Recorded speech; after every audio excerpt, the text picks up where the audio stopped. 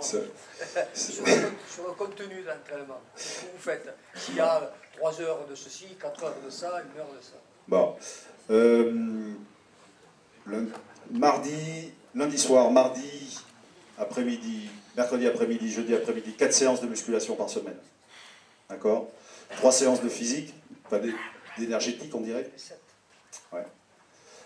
Après, il faut rentrer dans le détail, il y a ceux qui sont scolaires, c'est-à-dire ceux qui sont à l'école, et ceux qui sont ce qu'on appelle les bac plus 1, qui eux ont donc des séances supplémentaires. Ouais, énergétique avec ballon aussi. Plus 1 à 2 séquences de rugby par jour, quoi. Le lundi après-midi, c'est vraiment sur la technique individuelle. D'accord, vraiment technique individuelle. Le mardi, en faisant schématique, hein, je fais très schématique. On a des cycles, on a 5 cycles de travail dans la saison sur les soutiens offensifs, sur les soutiens défensifs, sur les attitudes au contact, sur la notion d'attitude au combat aussi. Parce qu'on essaye d'être aussi un petit laboratoire avec le Pôle France. Donc, on essaye de travailler là-dessus. Technique au poste.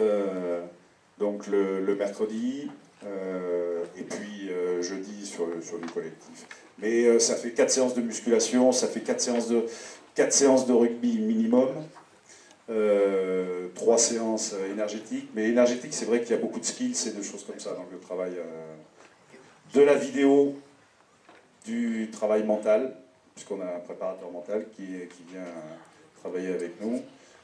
Voilà, sur la vigilance, sur la concentration. Et vous souhaitez faire de Marcoussis une équipe qui va aller jouer en finale en une? Alors, c'est une bonne... Je disais tout à l'heure... Mais alors, justement, les Italiens, ils ont commencé leurs académies plus tard que nous, d'accord? Mais aujourd'hui, si je ne dis pas de bêtises, c'est sous votre contrôle, vous avez 3 académies régionales, où il y a des moins de 16, moins de 17, et sûrement moins de 18 aussi. Et vous avez une académie nationale à Tirrenia, où ce sont des moins de 19 ans, donc c'est Marcoussis, enfin c'est le CNR. Mais là, depuis cette année, eux, ce qu'ils ont fait, ils ont inscrit leur équipe moins de 19 ans dans le championnat de 2e division. Voilà. Donc, pour la saison prochaine. Et le basket chez nous l'a fait, le volley aussi, je crois, le fait à l'INSEP. Voilà. Donc, ça me paraît fondamental pour faire jouer ces gamins. Ça, c'est des choses qu'on souhaite depuis longtemps. Mais je pense qu'il y a quelques difficultés voilà, de conventionnement, on va dire, avec les clubs. Mais ça serait formidable. Ça n'a pas été simple avec les clubs en Italie, je me doute. Les moins de 19, ils ne peuvent pas jouer avec Par contre, les seniors. Je voudrais quand même, tout ce qu'on a entendu, je voudrais quand même dire que la formation qui est faite au niveau des écoles de rugby, au niveau des jeunes, par la fédération, par les comités, est une formation de haut niveau, une bonne formation. Si après elle est mal interprétée par les gens qui viennent faire les stages de 1er, 2e, 3e degré, c'est autre chose. Mais la formation est bonne. Et on devrait arriver à donner une grande formation à un maximum de gamins. Après, qu'elles sont faites dans les clubs, il se passe des choses extraordinaires, ce qu'on a entendu tout à l'heure. Mais enfin, bon, ça, c'est notre problème. Mais la formation est bien faite. La seule chose qu'on peut regretter maintenant dans la formation, et Marc, la première chose que tu as dit, moi j'ai appris avec Pierrot Yagas. Pierrot Yagas, c'était l'instituteur d'Argelès-sur-Mer. Donc à l'école, tu faisais du rugby ou du sport, peu importe. Peu importe. Tu allais dans le club, tu faisais du rugby. Ça faisait pratiquement 5-6 heures par semaine, et au club et à l'école. Et ensuite, tu faisais quoi? Sur la place du village, il y a 40 ans, on faisait quoi? On n'allait pas au ski, on n'allait pas faire du roller, on n'avait pas de Nintendo, leur bordel, là. Qu'est-ce qu'on faisait? On allait sur le terrain à la Loubert, on faisait du rugby. Et moi, je faisais 18 heures de rugby par semaine. Pratiquement. Roland, tu as dû faire la même chose. On a fait tous pareil.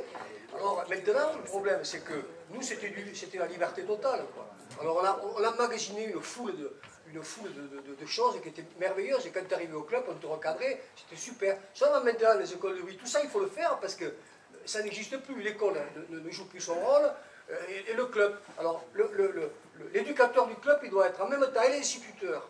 Et le mec qui fait de la formation, et qui fait de l'éducation, qui donne de l'éducation aux gamins. Et alors, on devient fou, ils ne sont pas faits pour ça. Si nous, les profs de gym, eux ne sont pas faits pour ça. Moi, je les défends parce que c'est vrai qu'il faut les aider, quoi. Et en plus, les gamins et les joueurs, enfin, on a été, étaient leurs propres éducateurs aussi. Ils se retrouvaient dans le champ ou dans le jardin. Ils étaient un contre un, ils faisaient un contre un, deux contre un, ils arbitraient. Voilà. Et après, ils arrivaient, quand ils arrivaient en avance, ça se fait plus ça. Dans le rugby pro, ils arrivaient en avance. Ils arrivaient en avance, l'entraîneur n'était pas là, mettons l'entraîneur était à l'entraînement à 18h, ils arrivent à 17h30, ils faisaient toucher. Aujourd'hui, à 18h, le mec attend, il attend le coach, quoi, pour avoir le programme de la séance. Très rarement, en tout cas. Là aussi, les Britanniques sont plus travailleurs que nous, parce qu'eux, ils viennent volontairement avant, et mettons, ils font des skills de passe, ils font des skills de pied, ils se prennent en charge. Ils ont l'école chez eux qui jouent un rôle énorme. En Australie, en Nouvelle-Zélande, en Afrique du Sud, il y a l'Italie, après il y a les trois Belgiques, ils font du hockey sur gazon. Rien, rien. Qui va la sortie pour faire du rugby, c'est pas facile. Michou, il est toujours pas excessif. Oui, d'autres questions? J'avais vu des... Voilà, je vois qui se lève. Allez, on va écouter monsieur.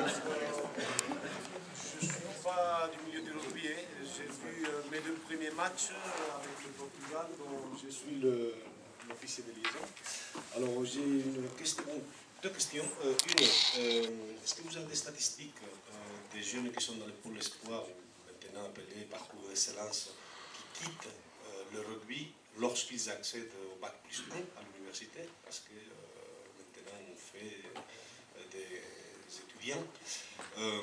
Et est-ce que vous avez des problèmes, ou comment vous gérez les problèmes avec les universités, les écoles d'ingénieurs? Nous sommes dans une école d'ingénieurs, donc nous formons des jeunes pour entrer dans la vie active des étudiants et qui parfois quittent leur sport en étant sportifs de haut niveau parce qu'ils n'ont plus le temps de se consacrer.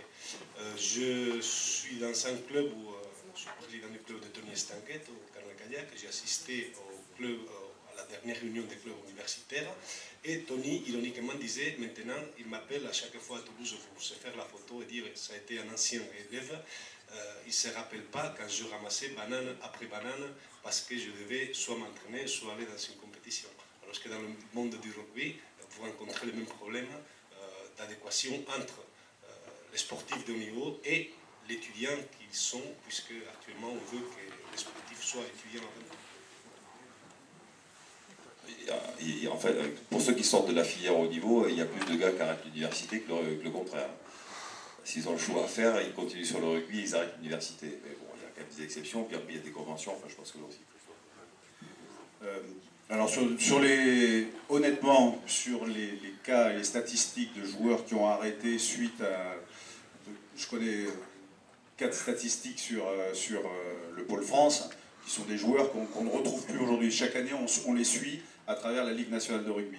C'est-à-dire qu'eux, ils ont le double de tous les contrats qui sont signés, et donc qui ont arrêté ou qui ne jouent plus. Il n'y a que 4 gars, enfin 4 joueurs que je connaisse. Sur les pôles espoirs, je ne peux pas vous le dire. Mais sur le pôle France, il n'y a que 4 joueurs qui ont arrêté de jouer. Après, il y a les étapes professionnelles, mais après, il y a tout le rugby fédéral. Donc, tous ne réussissent pas au plus haut niveau, mais tous se sont recasés a priori dans tous les niveaux, fédéral 1, fédéral 2. Ça, c'est la première chose.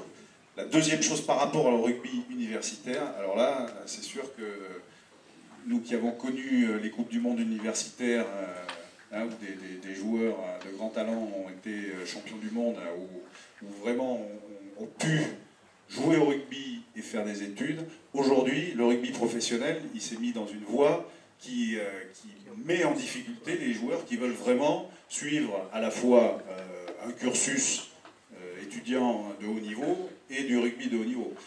Clairement, moi, en accord avec le joueur, je dis à des joueurs, c'est pas la peine de venir au Pôle France si tu veux faire médecine, si tu veux faire une école d'ingénieur. Encore qu'aujourd'hui, on a un joueur qui s'appelle Dorien, qui est de Bourgoin, qui est à l'INSA, mais il a été accepté à l'INSA, mais il a été obligé de reculer d'une année son entrée, et parce qu'on a eu des contacts en particulier avec ses professeurs, enfin son directeur, pour qu'il accepte bien cette chose-là.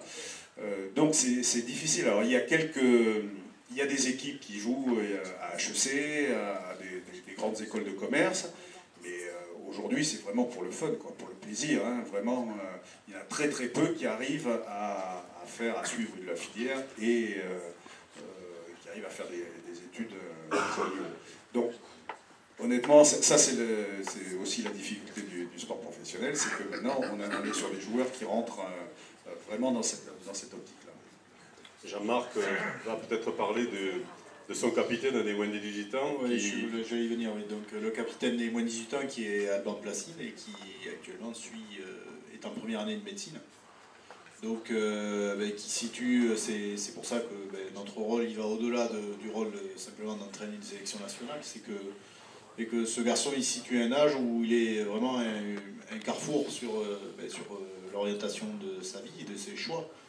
Et après, bon, je pense que c'est réellement lui donner aussi les moyens de peser le pour, le contre. Ça doit rester quand même un choix évidemment familial et ou personnel. Mais qu'il est évident que par exemple, on ne mettra jamais en balance en disant écoute, il vaut mieux que tu laisses de côté tes études de médecine pour t'orienter l'année prochaine, puisque bon, s'il est quand même a priori capitaine de l'équipe de France des moins de 18 ans, ça veut dire qu'il a de très très fortes chances quand même d'intégrer le Pôle France l'année prochaine, donc parmi les moins de 19 ans. Il ne sera jamais question de lui dire écoute, ça serait bien que tu arrêtes médecine pour intégrer le Pôle France. Je crois que tout le rôle que l'on a au fur et à mesure, et dans les pôles espoirs, c'est pour ça que Christophe a parlé de double projet sur le suivi que l'on a de ces joueurs, le fait de les fréquenter au quotidien, c'est de leur faire mesurer effectivement ce que nécessite l'accession au niveau ou à une carrière professionnelle, les deux étant souvent liés, mais aussi de les orienter sur leur choix de vie, parce que ça reste un choix de vie aussi, hein, et de leur donner les moyens de prendre du recul et de ne pas se concentrer effectivement que sur le fait de gagner de l'argent, le fait d'être professionnel, de ne pas leur faire oublier qu'être professionnel au rugby, ça n'est qu'un CDD de quelques ou plusieurs années, mais qui souvent nécessite une reconversion ou une continuité derrière. Voilà, donc en moins de 18 ans, c'est vraiment le carrefour. On a des garçons, puisqu'il y a Alban Placide, mais cette année, on en avait discuté, on a eu 4 garçons en moins de 18 ans qui étaient en première année de médecine parce que ils étaient déjà en avance par rapport à leur scolarité, ou se destinaient l'année prochaine à intégrer une école une faculté de médecine, et qui étaient sur nos tablettes pour intégrer un Pôle France. Voilà, donc on a encore des garçons qui s'orientent vers des cursus d'études très longs, qui sont dans le circuit. Après, je pense qu'il faudra qu'ils fassent leur choix. Oui, Louis. Et pour compléter la statistique, l'équipe de France moins de 20 ans, l'an dernier en deuxième ligne de Lyon, Jean Souza, est étudiant à INSA Lyon, ce qui ne l'empêchait pas de prendre le carton jaune. Ça, c'est un autre débat. Et puis cette année, il y a Victor Delmas, qui est un pilier de Colomiers, qui est à INSA Toulouse. Est-ce que ce n'est pas un peu contradictoire de vouloir les intégrer dans des pôles espoirs dans lesquels il faut qu'ils fassent des études, et à un moment donné dire, mais maintenant tu choisis. Tu fais des études, tu fais du sport, mais t'es fini. Il ne faut pas faire un effort vers les universités, vers pour dire, bon, on a des gens qui ont le potentiel, en leur accordant, pas en leur donnant des études, mais en leur accordant des facilités pour qu'ils puissent mener à bien les deux ambitions. Les deux cas que j'ai cités, ils ne sont pas passés par le pôle. Hein. Non, mais c'est quand même la réalité. Nous, on a un directeur des études qui traite au cas par cas, pour un gars de Montpellier, pour un Bordelais ou pour un Toulousain, qui traite au cas par cas avec sa faculté, son université, la capacité de valider une année, même en étant au Pôle France. Maintenant, il y a des choses qui sont très difficiles à faire. Quand vous